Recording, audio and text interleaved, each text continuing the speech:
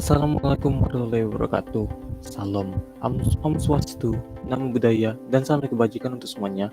Perkenalkan, saya Muhammad Rifki Satria Kausar, dikawani juga oleh Ani dan Nuriagi Hajisa, Lestari Sri Utami, dan juga Nehemia Iralbua, merupakan mahasiswa dari Prodi Hubungan Internasional dari Fakultas Fisip Universitas Sriwijaya.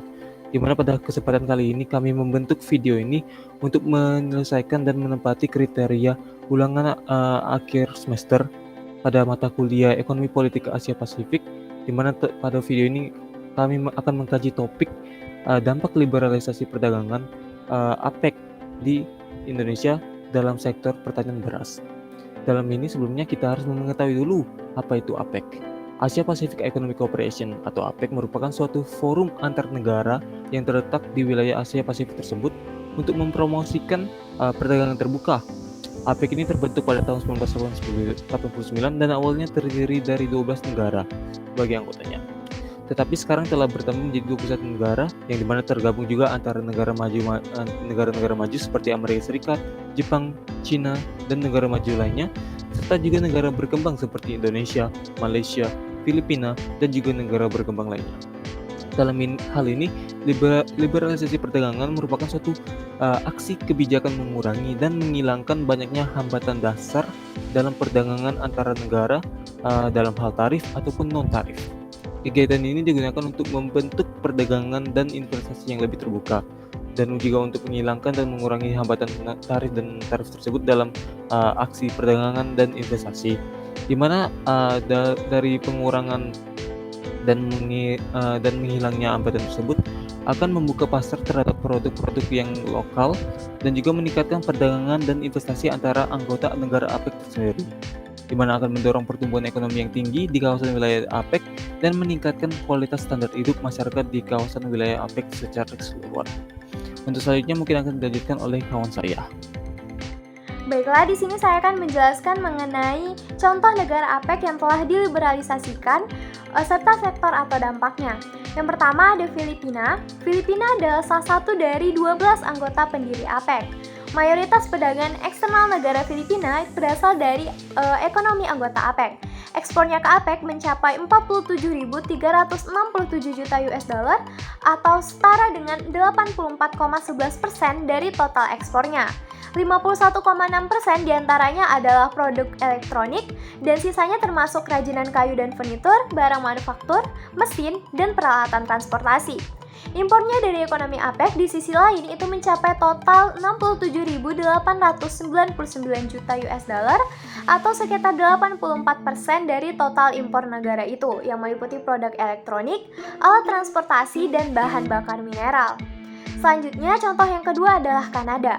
Sebagai anggota pendiri, APEC memberikan Kanada kesempatan untuk lebih memperkuat hubungan perdagangan dan ekonomi dengan beberapa ekonomi paling dinamis di kawasan Asia Pasifik. APEC juga berfungsi sebagai platform untuk berbagi praktik terbaik dengan mitra utama dalam perdagangan, integrasi ekonomi, dan reformasi struktural. 21 negara anggota menyumbangkan lebih dari 60% dari PDB global dengan 39% dari populasi dunia.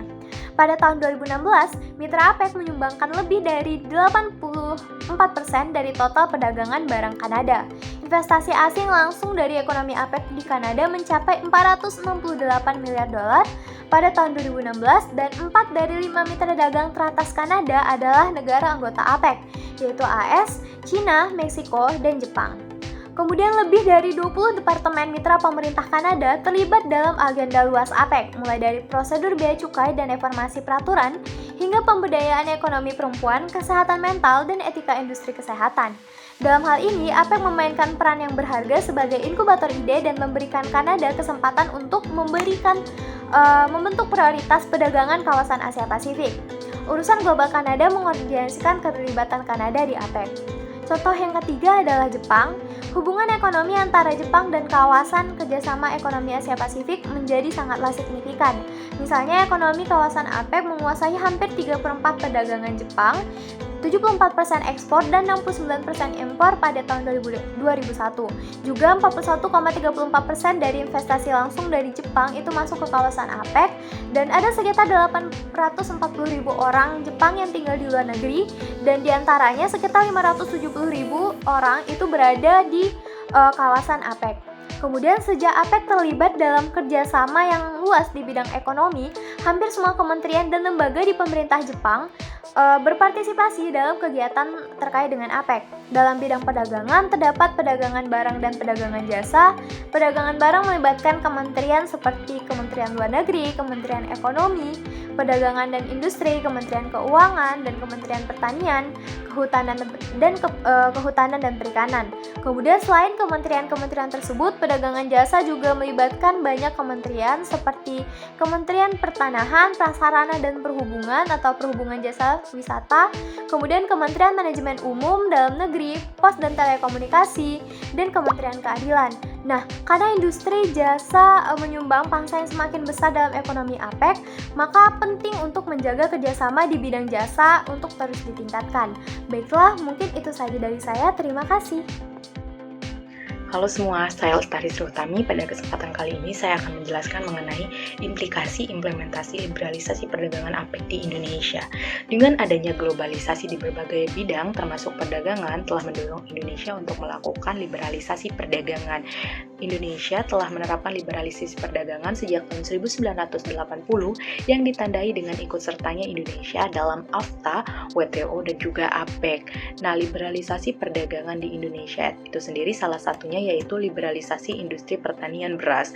Perlu diketahui liberalisasi industri pertanian beras adalah metode pengurangan hambatan-hambatan ekonomi yang menyangkut komponen-komponen utama proses industrialisasi pertanian beras, mulai dari bibit, teknologi, obat-obatan, bahkan produk akhir itu sendiri yaitu beras.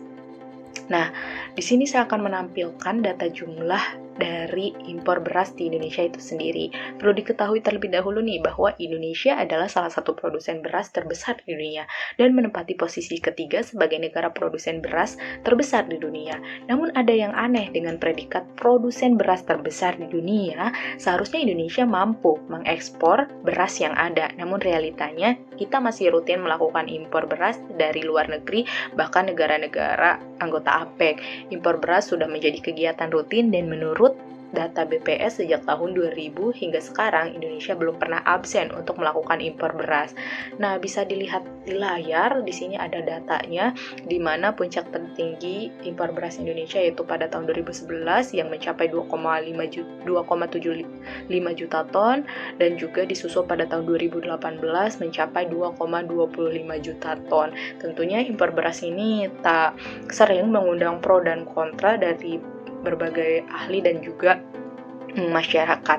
Contoh yang mendukung dari adanya liberalisasi perdagangan industri pertanian beras dengan adanya impor beras ini yaitu pemerintah meyakini bahwa dengan adanya impor beras ini dapat mempertahankan ketahanan pangan di Indonesia atau juga memenuhi kebutuhan beras di Indonesia. Namun biasanya ada juga masyarakat khususnya petani yang merasa keberatan ketika pemerintah melakukan impor beras khususnya di kala panen raya karena hal itu akan menyebabkan turunnya harga beras mereka.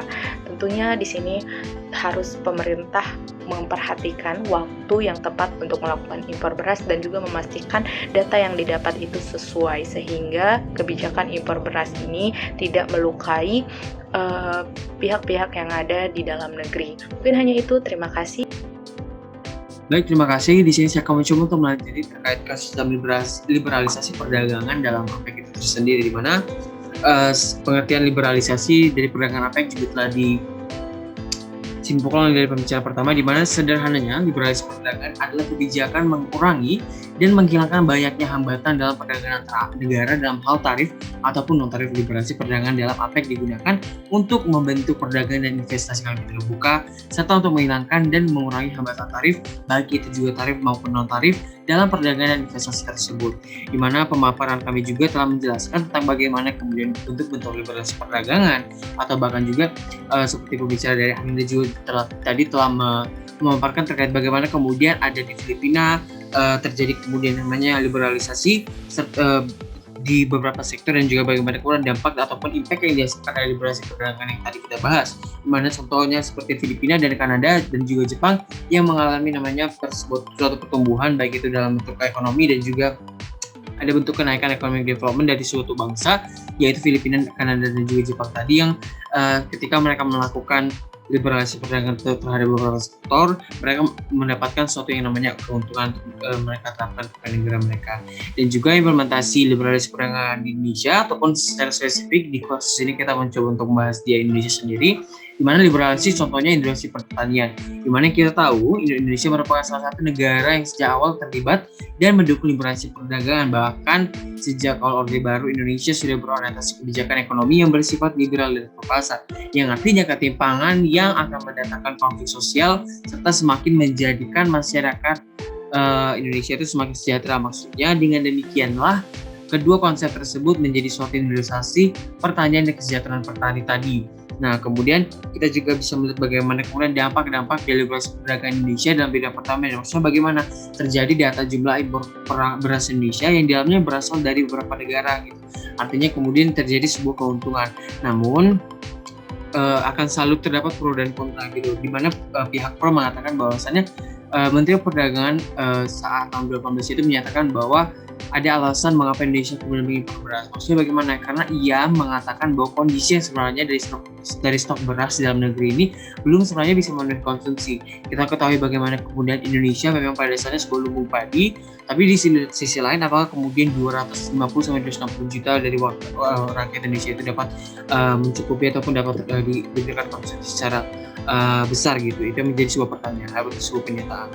Dan juga di kontra dikatakan bahwa petani keberatan jika pemerintah mengimpor beras di masa panen raya. Maksudnya bagaimana ketika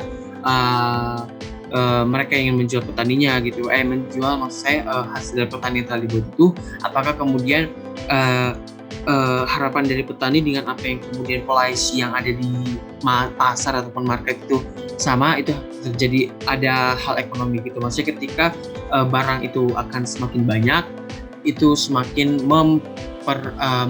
ibaratnya akan semakin memberikan nilai turun kepada harga barang tersebut karena cukup stoknya cukup banyak, seperti sama halnya dengan apa yang menjadi kontrak.